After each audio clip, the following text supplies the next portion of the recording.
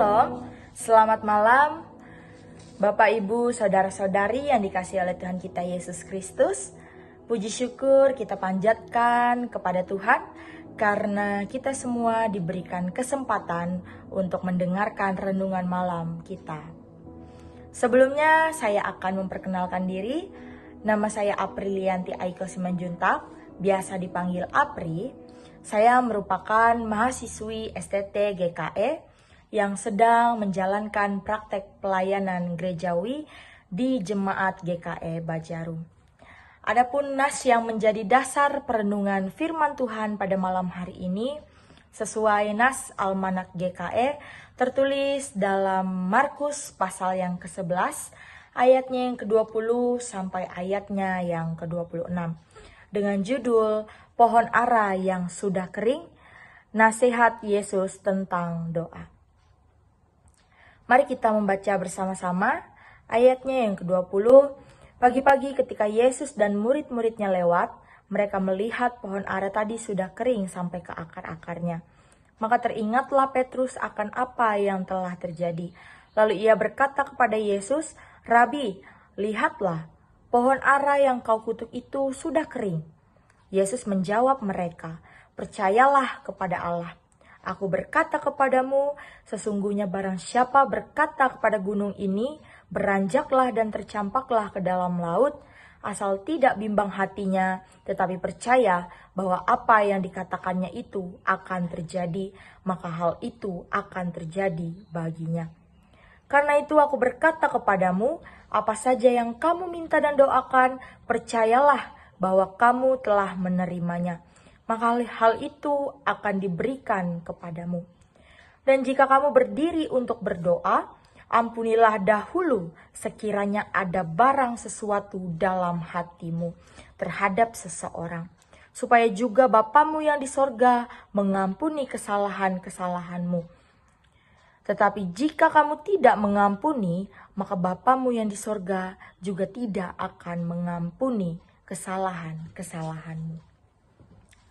Bapak, Ibu, Saudara-saudari yang dikasihi oleh Tuhan kita Yesus Kristus, renungan kita dalam Markus pasal yang ke-11 ayat 20 sampai ayatnya yang ke-26 dengan judul Pohon Ara yang Sudah Kering, Nasihat Yesus tentang Doa, berkaitan pada cerita sebelumnya, yaitu pada pasal yang ke-12 dengan judul Yesus mengutuk pohon ara. Yesus mengutuk pohon ara bukan karena ia sengaja untuk mengutuk dan menghancurkan pohon ara itu agar berhenti berbuah, melainkan ia ingin berbicara kepada murid tentang perasaan Allah tentang suatu harapan palsu. Tuhan melihat bahwa pada saat itu daunnya sangat rimbun, pasti berbuah. Harapan itu bisa dilihat pada ayat yang ke-13. Ditunjukkan pada kalimat, kalau ia mendapat apa-apa pada pohon itu, namun yang terjadi, ia tidak mendapatkan apa yang diharapkannya, yaitu menemukan buahnya. Bapak, Ibu, Saudara yang terkasih, namun Allah tidak ingin murid-muridnya hanya berfokus pada pohon ara saja, melainkan Yesus ingin mereka tertuju kepada diri Allah dan rencananya bagi manusia. Karena percayalah, atau kata percayalah pada ayat yang ke-22 berhubungan erat dengan kata kering di ayatnya yang ke-21. Hubungan itu diartikan bahwa Allah ingin membawa mereka atau murid-muridnya pada kehidupan yang beriman.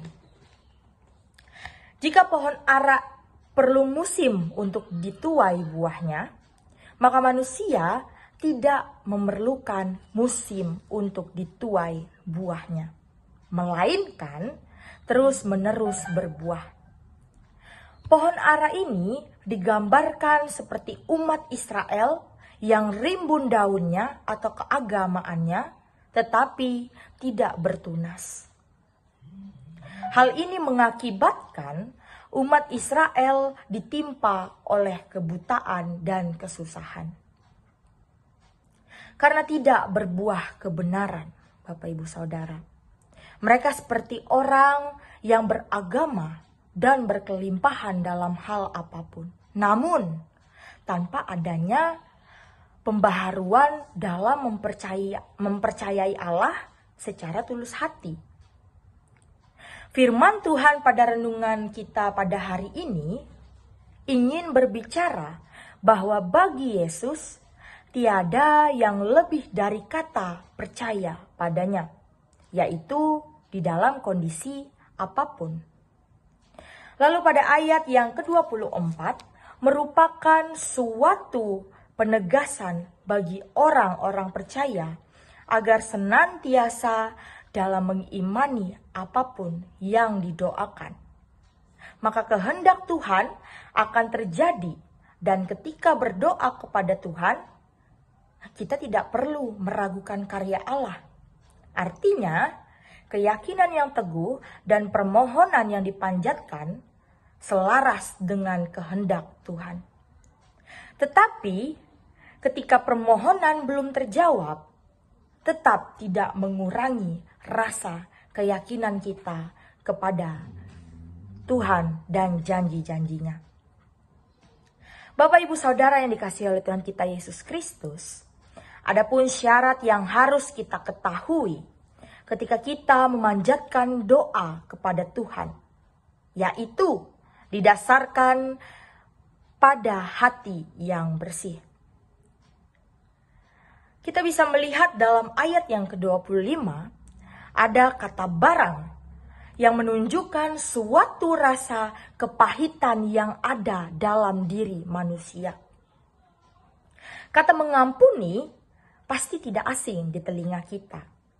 Namun, mengampuni adalah hal yang sulit untuk dilakukan. Namun, jika kita tidak mampu untuk membereskan rasa pahit dalam hati dan jiwa kita kepada sesama itu, maka akan menjadi suatu hambatan bagi kita untuk bisa datang kepada hadirat Tuhan. Mengampuni telah lebih dahulu dilakukan oleh Tuhan bagi kita, Bapak Ibu Saudara. Maka orang-orang percaya hendaknya mampu meneladani Tuhan, yaitu dengan kasih yang mengampuni. Mengampuni bukan hanya perkara di mulut saja, namun berdasarkan tindakan yang nyata. Jadi Bapak Ibu Saudara, melalui kisah pohon ara, kita diajarkan untuk percaya kepada Tuhan agar hidup menjadi lebih berbuah. Berbuah memiliki arti positif, yaitu hidup dalam iman.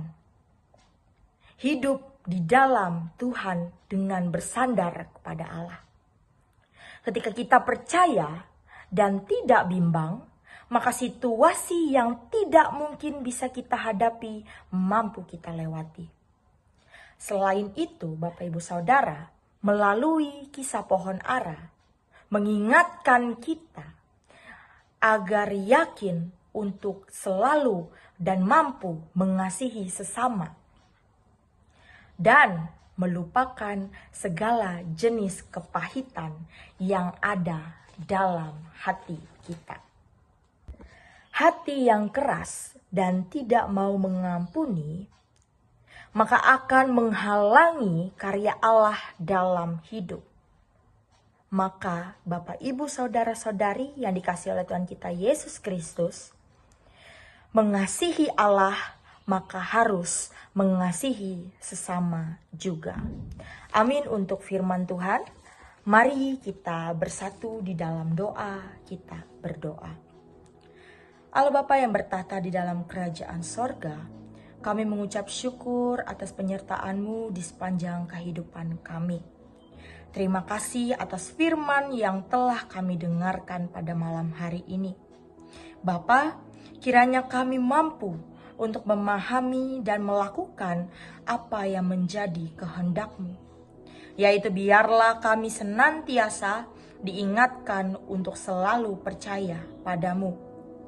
Dan Engkau juga memampukan kami untuk senantiasa mengasihi sesama kami. Kami juga percaya Engkau selalu bersama kami dalam situasi baik maupun buruk kami. Tuhanlah yang memberikan kami kekuatan dalam menjalankannya. Dan biarlah kami mampu untuk terus-menerus berbuah baik dalam kehidupan kami. Terima kasih Tuhan, di dalam nama Yesus Kristus kami berdoa. Amin.